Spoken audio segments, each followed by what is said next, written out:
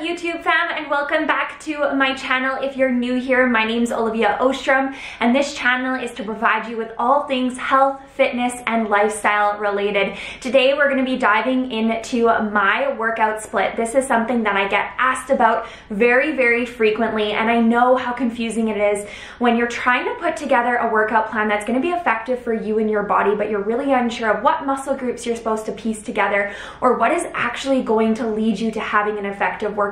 So today we'll give you a little bit of an insight on what a typical week looks like for me in terms of my workouts and how I structure them so that they're really effective. Now, everyone's workout split is going to look very different because it all depends on your lifestyle, what that you do, how busy you are, how often you're able to go to the gym, what muscle groups you're wanting to improve. So there's tons of different variabilities here as to why people's workout splits look completely different. Now, I'm going to be sharing with you my workout split just to give you some more information as to why I structure my workouts the way I do. But just because this workout split works for me, it doesn't mean it's going to work for you. It all depends on your goal and where you're at in your current journey, and you have to put pieces together to really create a workout split that works best for you and your lifestyle. Because if you try to force a workout split into your lifestyle that just doesn't fit, it's not going to be something that you're consistent with. And if you want results, consistency is key. Now, I typically work out 5 days a week. Some weeks I work out less, some weeks I work out more. It really depends on what's going on, what I'm busy with outside of the gym, because once you create a lifestyle, you don't have to feel the pressure of needing to go 5 times a week every single week of the year. You can be lenient some weeks, and other weeks you can go a little bit harder. But overall, on a weekly basis, I do try to hit the gym 5 times a week. Now, I'll tell you what I do for each one of those 5 days. For Monday's workout, I target glutes and hamstrings. So these are 2 areas of my legs that I'm really trying to develop. So that's why I have a whole workout delegated to those specific muscle groups. If there's ever a muscle group that you want to develop more than others, I recommend hitting that muscle group more frequently. The more frequently you hit that muscle group, the more you're challenging yourself, the more those muscles are going to grow.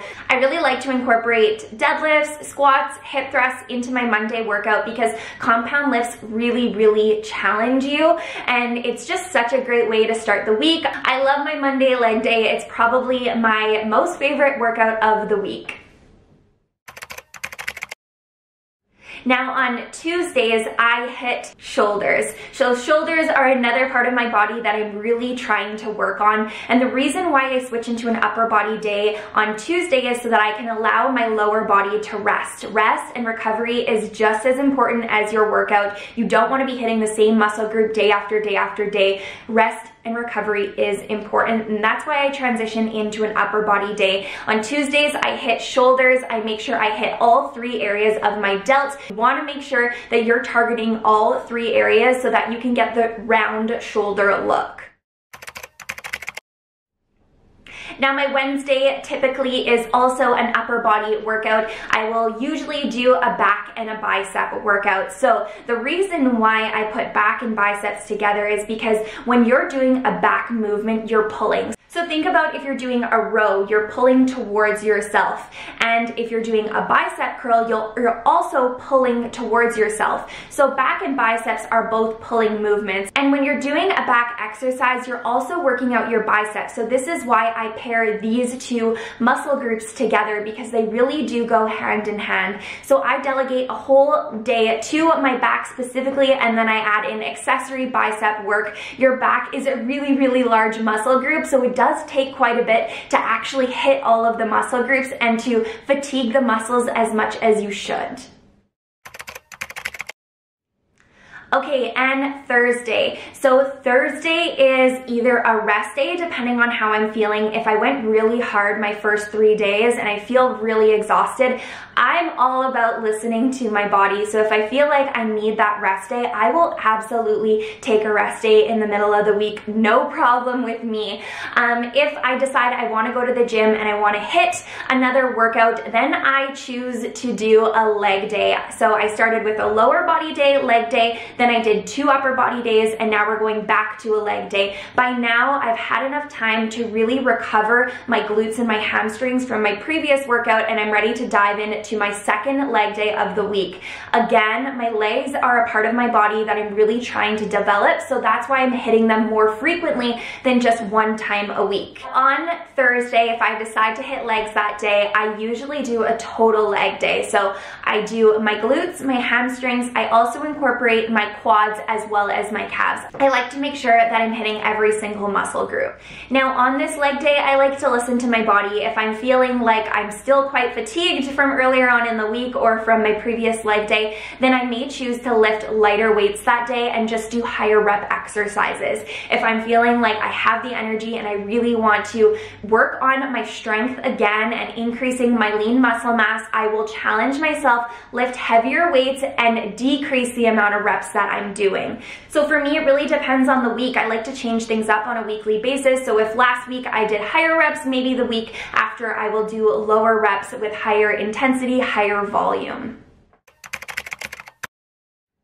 All right, and then on my 5th workout of the week, on Fridays or Saturday, depending on when I took that rest day, I work on my chest and my triceps. So again, like I was talking about before with biceps and your back, you're doing a pulling movement. With chest and triceps, you're doing a pushing movement. So if you're doing chest press, you're pushing away from your body. If you're doing a tricep extension, you're pushing the weight away from your body. So when you're working your chest, you're usually also working your triceps, which is why I combine these 2 muscle groups together. So that's what a typical workout split looks like for me. I want to quickly dive into HIIT workouts as well as full body workouts, ab workouts, upper body workouts, talk about those things really quickly because you probably see them over on Instagram, and I just want to explain to you like kind of when I incorporate these other workouts into my own workout split. So first off, let's talk about abs. So abs is something that I get asked about really frequently. Abs is definitely a muscle group that you do not want to be hitting every single day of the week. Your abs need rest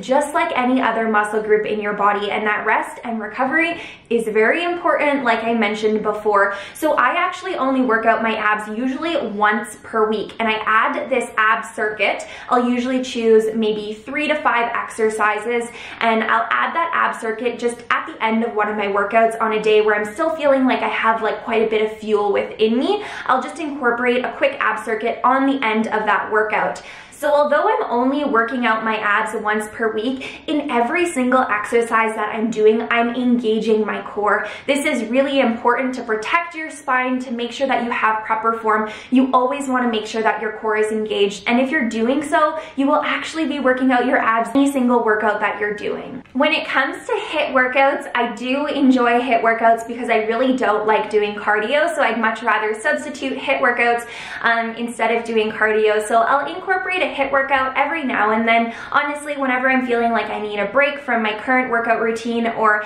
I really don't want to be at the gym and I just want to get a really quick, effective sweat in, then I'll decide to incorporate a HIIT workout. If you're looking for some HIIT workouts, head on over to my Instagram. I'll leave the handle right here. I have lots and lots of really great HIIT workouts ideas if you're looking for some. Over on Instagram, you'll also see that I incorporate full body workouts and upper body workouts. So again, when I'm wanting to switch things up, I'm all about listening to your body, listening to how you're feeling. If I'm really bored of my current workout routine, or I'm not feeling like going to the gym, I'll go to the gym and just kind of mash together a workout that's going to be fun for me. So sometimes that ends up looking like a full body workout, sometimes it looks like just an upper body workout, but I always believe that a workout is better than no workout. So I just like to make them fun, and that's why I incorporate those sorts of workouts every now and then. On my typical 5-day split, I don't include those workouts, but if I'm ever having an off day or I just need to change things up, that's when I throw them in. Okay, and now cardio.